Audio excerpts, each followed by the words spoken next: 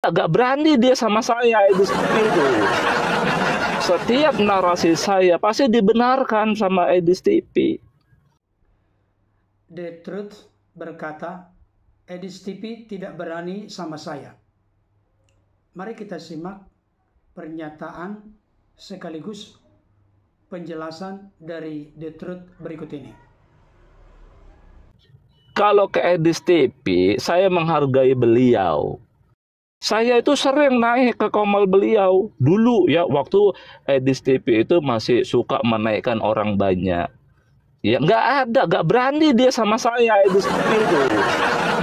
Setiap narasi saya pasti dibenarkan sama Edis TV. Ditanya aja sama Edis, dia tahu saya.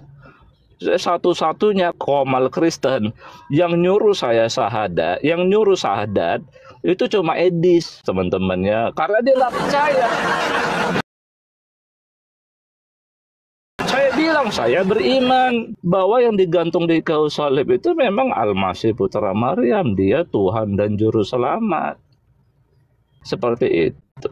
Oke teman-teman, kalau ada kabar Juma berani menghadapi saya bahas penyaliban, teman-teman ya, saya kasih Anda 5 juta rupiah. Langsung sebelum adanya diskusi teman-teman. Itu satu.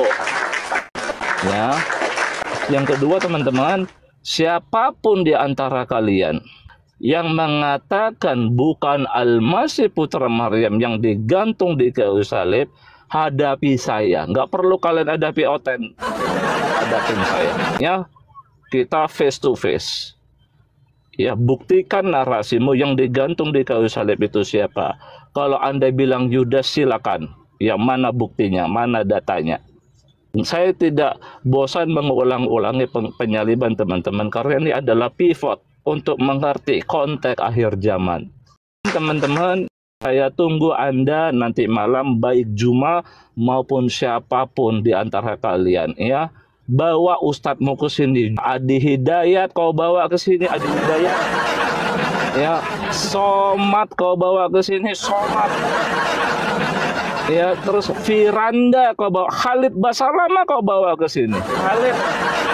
Khalid Basalama bawa ke sini,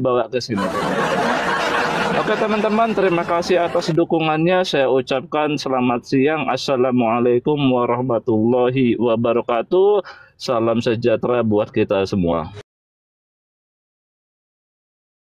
Sampai sekarang saya belum tahu persis apa agama dari The Truth ini.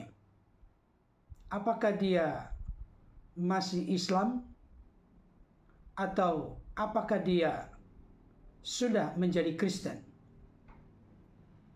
Tetapi ada hal yang sangat unik dan menarik dari ulasan dan pembahasan The Truth ini. Beliau memiliki pengertian dan pemahaman yang kelihatannya sangat jelas berbeda dengan pengertian dan pemahaman orang-orang Muslim atau Islam secara umum. Sepanjang yang saya tahu dan mengerti, tidak ada seorang pun dari saudara kita Islam yang mengakui atau mempercayai bahwa Yesus adalah Tuhan semesta alam, bahwa Yesus adalah Tuhan dan Juru Selamat. Yang sering saya dengar adalah Yesus seorang rasul atau seorang nabi, bahkan tidak berbeda atau sama dengan nabi-nabi lain, utusan-utusan lain, atau rasul-rasul lain. Ini unik dan menarik untuk kita soroti dan perhatikan bersama. Bagaimana seseorang memiliki penafsiran atau pengertian yang berbeda secara umum dari pengertian pemahaman, doktrin atau ajaran dari saudara-saudara kita Islam atau Muslim. Di dalam penjelasan singkat dari The Truth ini, beliau sangat menghargai Edis TV. Tetapi ada satu pernyataan yang sedikit mengusik hati saya, di mana beliau berkata bahwa Edis TV tidak berani sama saya. Apakah dalam konteks terkait dengan wawasan, pengertian atau pengetahuan, atau dalam konteks apa maksudnya Edis TV tidak berani sama The Truth? Bahkan The Truth berani mengklaim bahwa setiap narasinya pasti dibenarkan Edis TV. Pertanyaannya, ketika hal ini di cross check dengan Edis TV, apakah benar Edis TV selalu membenarkan pernyataan atau narasi dari The Truth? Itu perlu dikaji secara lebih luas dan mendalam. Bahkan bila penting, Bang Edis TV memiliki waktu, peluang atau kesempatan untuk memberikan jawaban yang valid, up to date, terkait dengan pernyataan dari The Truth bahwa Edis TV tidak berani sama dia, dan setiap narasinya pasti dibenarkan oleh Edis TV. Saudara dikasih Tuhan, di sisi lain kita bisa melihat bagaimana seorang The Truth ini memiliki pengertian dan pemahaman bahwa yang digantung di kayu salib memang Al-Masih, Putra Maryam, Tuhan dan Juru Selamat. Beliau berani mempertanggungjawabkan itu dalam sebuah debat, apakah dengan Juma, dengan Ustadz Adi Hidayat, Ustadz Abdul Somad, Ustadz Piranda, Ustadz Basalama, dan yang lainnya.